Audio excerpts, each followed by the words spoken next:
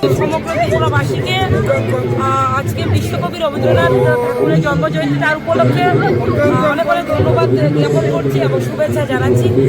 আজকে আমি সাবরুমে উপস্থিত হয়েছি। আপনারা জানেন এখানে 10 দিন ব্যাপী এখানে বৈশাখী মেলার আজকে উদ্বোধনী। তো আজকের মেলায় আমি উপস্থিত হতে পেরেছি, যেহেতু আজকে আমাদের বিশ্বকবি রবীন্দ্রনাথ ঠাকুরের জন্ম জয়ন্তী এবং পাশাপাশি বৈশাখী মেলার উদ্বোধন। তার জন্য আমি নিজেকে ধন্য বলে মনে করছি। আজকে একটা সুন্দর দিনে আমি এখানে উপস্থিত হতে পেরেছি।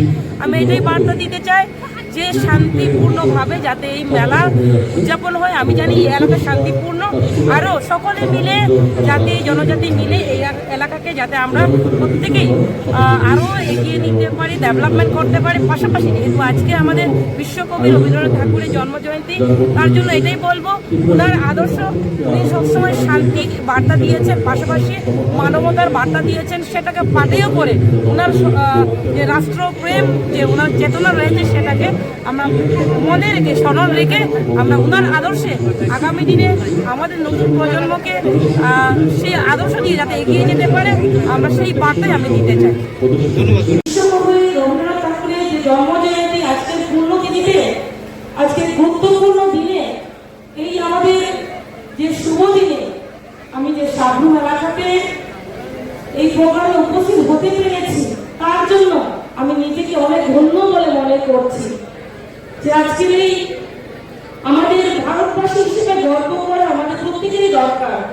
যেহেতু আমরা ভারতবাসী, আমাদের ভারতবর্ষে যে সংস্কৃতি রয়েছে, সেই সংস্কৃতিকে আমাদের মান্যতা দিয়ে এগিয়ে যাওয়া এবং আমাদের নতুন প্রজন্মকে আমাদের ভারতবর্ষের সংস্কৃতি সম্বন্ধে অবগত হওয়া দরকার। আপনার প্রত্যেকে অবগত রয়েছেন বিশ্বকবি রবীন্দ্রনাথ ঠাকুর আজকের দিনে জন্মগ্রহণ করেছেন। উনি সমস্ত দিক থেকে পারদর্শী ছিলেন, হোক দেশপ্রেম, হোক বিভিন্ন কাব্য থেকে শুরু করে, গল্প থেকে শুরু করে বিভিন্ন ক্ষেত্রে কিন্তু উনি পারদর্শী ছিলেন এবং উনি নোবেল জয়ী। তার পাশাপাশি যদি আমরা লক্ষ্য করি যে সমস্ত জায়গাতে আজকে যে আমরা ভারতের কথা যখন আমরা ভারতবাসী হিসেবে মনে করি, যখনই আমরা ভারতবাসী হিসেবে সুনাগরিক হিসেবে আমাদের মনে করা দরকার এবং আমরা মনে রাখি যে আজকে আমাদের জাতীয় সঙ্গীত, সেই জাতীয় সঙ্গীত কিন্তু ওনার রচনা। তো আজকে জনগণ বলো আমাদের যেই সঙ্গীত নিয়ে আমরা গর্ব করি, সেই সঙ্গীত কিন্তু ওনার কারণে ওনার রচিত ছিল।